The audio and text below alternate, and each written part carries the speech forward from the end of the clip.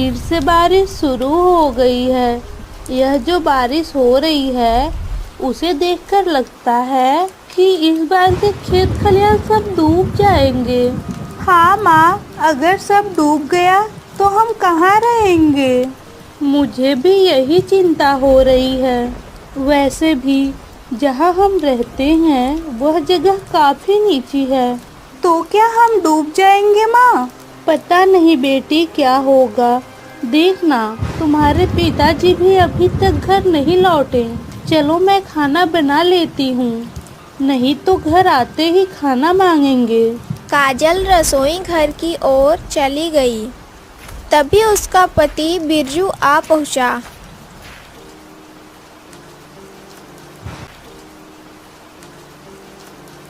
अरे काजल, तुम कहाँ हो? तुम आ गए। मैं तो सोचने लगी थी कि शायद घर आना ही भूल गए। ऐसा मत बोलो काजल। गुड़िया, तौलिया ले आओ बेटी, मैं पूरी तरह से भीग गया हूँ। ये लो पिताजी। पिताजी, ये क्या? इतने सारे केले के पेड़ काटकर क्यों लाए हो? इसकी हमें ज़रूरत पड़ेगी गुड़िया। ये जो बारिश हो रही है उसमें यही पेड़ हमारी जान बचाएंगे। केले के पेड़ हमें बचाएंगे? ये कैसी बातें कर रहे हो? हंसो मत गुड़िया, कौन जानता है कब क्या काम आ जाए। पहले से ही तैयार रहना समझदारी है। तुम्हारा दिमाग तो ठीक है ना? केले के पेड़ हमारी जान बचाएंगे? ये कैसी पागलों वाली बातें कर रहे हो? लगता है बारिश में भीगने से तुम्हारा दिमाग काम नहीं कर रहा है। तुम पहले आराम करो, मैं तब तक बाकी का खाना बना लेती हूँ। काजल फिर रसोई घर में चली गई। शाम को बारिश थोड़ी कम हुई। अरे सुनो भाग्यवान, भाग्यवान कहाँ हो तुम? क्या है? दिन भर क्या करते रहते हो? इन बेकार के काम को छोड़कर कुछ अच्छा काम भी कर लिया करो। गुस्सा क्यों कर रही हो भाग्यवान? जरा हथौड़ी तो देना। हथौड़ी? हथौड़ी से अब क्या करोगे? केले के पेड़ों से घर बनाऊंगा। केले के पेड़ों का घर? ऐसा घर तो मैंने कभी सुना ही नहीं। नहीं सुना तो क्या हुआ, अब सुनने के साथ साथ देखोगी भी। तुम आजकल पागलों जैसी बातें क्यों करते रहते हो?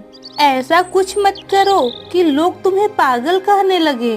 पहले से ही गांव में सबके ताने सुनने पड़ते हैं। लोगों की बातों पर ध्यान मत दो।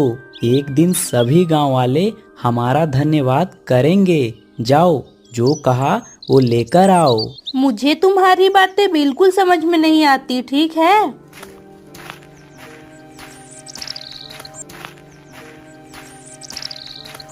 ये लो हथौड़ी, अब जो चाहो करो। कुल्हाड़ी लेकर बिरजू आंगन में बैठकर केले के पेड़ों को काटने लगा। बिरजू मन लगाकर अपना काम कर ही रहा था कि तभी उसका पड़ोसी अनुज वहां आ पहुंचा। वह बिरजू को ये करते देख पूछता है, अरे बिरजू भाई, इतना ध्यान लगाकर तुम क्या कर रहे हो भैया?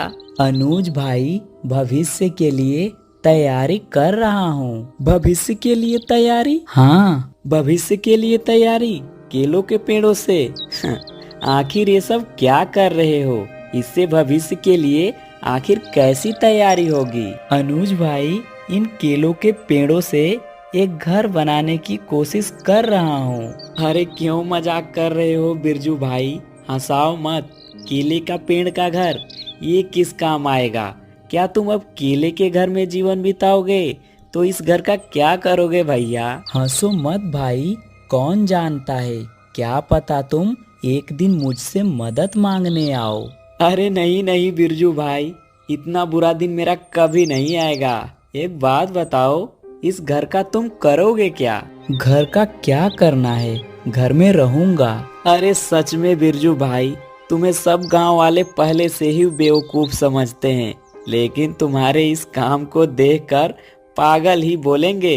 तुम करो ये पागलों वाली काम, मैं तो चलता हूँ। मुझे बहुत काम है। अनुज हंसते हंसते वहाँ से चला जाता है, लेकिन बिरजू ने उसकी बातों पर ध्यान नहीं दिया और वह अपना काम करता रहा।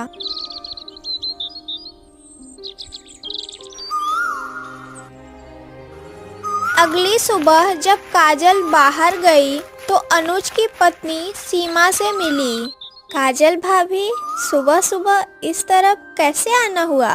इस तरफ बहुत सारे कच्चू के पत्ते हैं, वही तोड़कर ले जाने आई हूँ। ये तो अच्छी बात है काजल भाभी, लेकिन सुना है कि तुम लोग अब केले के पेड़ों के घर में रहोगे। क्या केले के पेड़ों के घर में रहेंगे? ये सब तुम्हें किसने बोला? सारा गांव जानता है, लेकिन तुम्हें नहीं पता? सब बिरजू भैया के केले के घर की बात पर हंस रहे हैं। क्या बिरजू भैया पागल हो गए हैं क्या? देखो सीमा, मेरे पति के बारे में कुछ मत कहना। वो जो भी करते हैं हमारे भलाई के लिए करते हैं। अगर तुम लोग उन पर हंसोगे तो अच्छा नहीं होगा। मैंने क्या बोल दिया ऐसा? गांव के लोग जो बोल रहे हैं वही तो मैंने बताया। लेकिन भाभी, इस तरह के काम से तो लोग हंसी उड़ाएंगे ही। मुझे तुमसे बात करके समय बर्बाद करने में कोई फायदा नहीं। मैं चलती हूँ। इतना कहकर सीमा वहाँ से चली जाती है और काजल भी गुस्से में घर लौटी।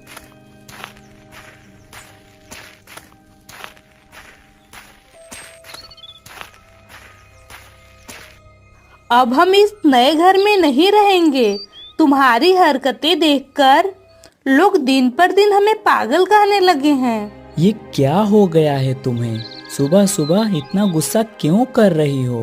गुस्सा ना करूं तो क्या करूं? लोग तुम पर हंस रहे हैं। मैं भी तुम्हारी वजह से शर्मिंदा हो रही हूँ। लोग मुझ पर क्यों हंस रहे हैं? मैंने क्या किया ऐसा?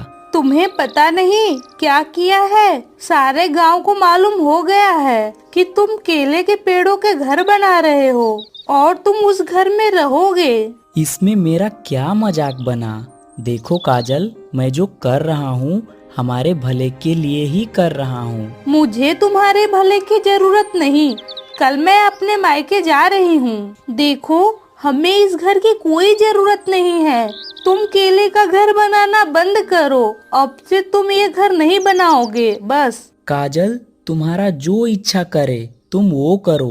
घर तो मैं बनाकर ही रहूँगा। काजल गुस्सा होकर घर में चली जाती है और बिरजू फिर से घर बनाने में लग जाता है। बिरजू घर बना ही रहा था कि फिर से तेज बारिश शुरू हो जाती है। गुड़िया, गुड़िया बेटी, जरा छाता लेकर आना तो बारिश शुरू हो गई है। बारिश तेज हो उससे पहले जल्दी जल्दी घर बना लेता हूँ। ये लो पिताजी छाता। अच्छा पिताजी, इस घर को बनाकर हम क्या करेंगे?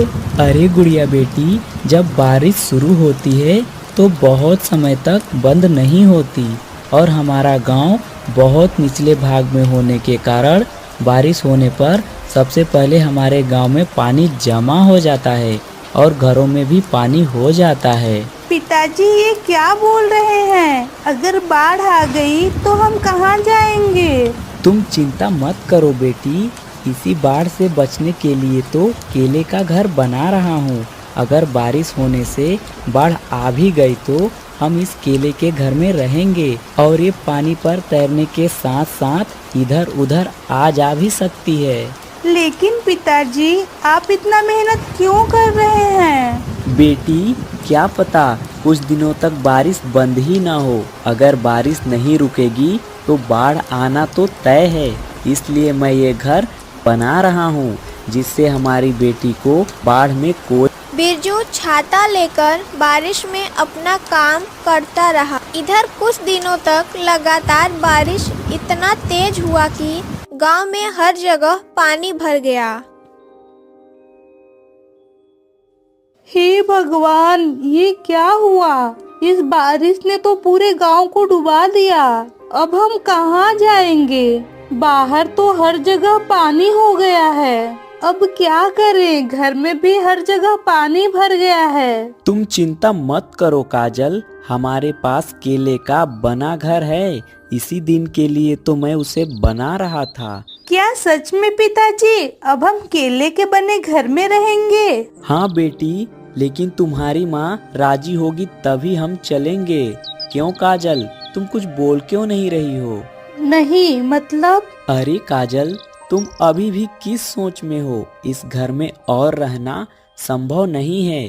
पूरा घर डूब जा रहा है। जल्दी चलो, हम जरूरत का सामान लेकर उस घर में चलते हैं। बिरजू अपनी पत्नी काजल और अपनी बेटी गुड़िया को लेकर केले के घर में चला गया और दूसरी तरफ गांव वाले बाढ़ में परेशान हो रहे थे। ये क्या हुआ जी? इस बारिश से तो हमारा घर ही डूब गया। आप कुछ बोल क्यों नहीं रहे हैं? क्या हम इसी पानी में ही डूब कर मरेंगे? सीमा, तुम मुझे क्यों सुना रही हो? सारे गांव का तो यही हाल है। थोड़ा सब्र करो सीमा, बारिश बंद हो जाएगी। ये बारिश कम होने वाली नहीं है। कल मैंने बहुत से गांव वालों को उनका घर बार छोड़कर दूसरे गांव जाते हुए देखा। चलो हम भी ये घर छोड़कर हमारी माँ के गांव चलते हैं। ऐसा नहीं बोलो सीमा, हम ये छोड़कर कहाँ जाएंगे? तुम थोड़ा सब्र करो, मैं देखता हूँ क्या कर सकता हूँ।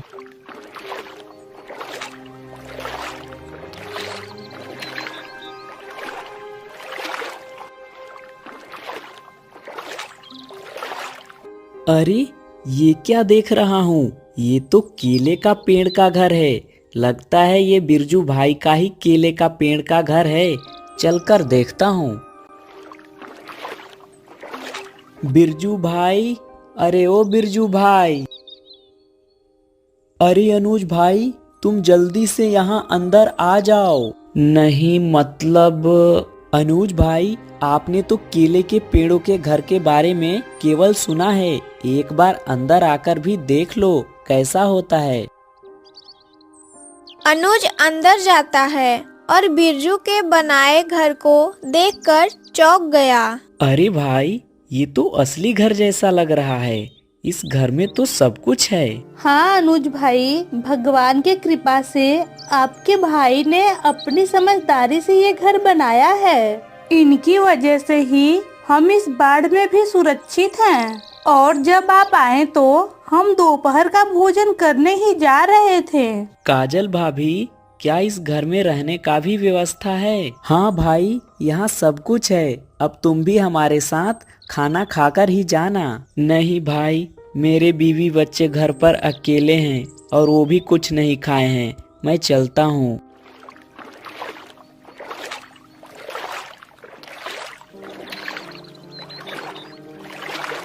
बारिश के होते रहने से जल्द ही पूरा गांव पानी में डूब गया। गांव वाले लोग अपनी जान बचाने के लिए अपने अपने घरों की छत पर शरण लेने लगे। कल मैंने तुमसे कितनी बार कहा कि मैं अपने माँ के घर जाऊंगी, लेकिन तुमने मेरी एक नहीं सुनी। अब मुझे अपने बेटे को लेकर इस बाढ़ में भूखे रहना पड़ रहा है। माँ, मुझे बहुत डर लग रहा है। अगर ये घर गिर गया तब? डरो मत बेटा, ऊपर वाला सब ठीक कर देंगे। क्या हुआ? तुम ऐसे चुप क्यों हो? कुछ बोल क्यों नहीं रहे हो? मैं और क्या बोलूं? किसे पता था कि बारिश की वजह से इतना दुख सहना पड़ेगा। अब बस ऊपर वाले से ही प्रार्थना के अलावा क्या कर सकते हैं। अनुज और सीमा अपने बेटे के साथ दुखी मन से अपने घर के छत पर बैठे थे। तभी बिरजू अपना केले के पेड़ का घर अनुज के घर के पास लाता है। अनुज भाई, अरे ओ अनुज भाई, ऊपर क्या कर रहे हो? जल्दी जल्दी सब यहाँ आ जाओ। देखो सीमा, ऊपर वाले ने हमारी सुन ली। बिरजू भाई को हमारे पास भेज दिया। जल्दी चलो, बिरजू भाई के केले के घर में चलते हैं। लेकिन वेकिन मत करो। इस समय हमारे पास इसके अलावा कोई उपाय नहीं है। अनुज और उसके परिवार ने भी केले के घर में शरण ले ली। सच में बिरजू भाई, तुम न होते तो हम सब इस बाढ़ के पानी में डूबकर मर जाते। बिरजू भाई, आपका बहुत बहुत धन्यवाद। ऐसा मत बोलो भाई, इंसान ही इंसान के काम आता है। अनुज ने अपने किए पर पछतावा किया और बिरजू से माफी मांगी। फिर अनुज के आंखों से आंसू गिरने लगे। ये क्या अनुज भाई, क्या हुआ? तुम रो क्यों रहे हो? कुछ नहीं बिरजू भाई, मुझसे बहुत बड़ी भूल हो गई। मैंने तुम्हारा मजाक उड़ाया, तुम्हें केले का पेड़ का घर बनाता देख पागल कहा, लेकिन आज तुम्हारे और तुम्हारे इस घर के वजह से हमारी जान बच गई। मुझे माफ कर दो बिरजू भाई। काजल भाभी, आप भी मुझे माफ कर दीजिए। मैंने भी आपका उस दिन बहुत मजाक बनाया था। भाई, इन बातों को भूल जाओ, चलो गांव वालों की मदद करें। बिरजू और अनुज ने मिलकर सभी गांव वालों को केले के घर में शरण दी। गांव वाले बिरजू के इस काम से बेहद प्रभावित हुए। सच में बिरजू ने साबित कर दिया कि समझदारी और भलाई से बड़ी कोई चीज नहीं।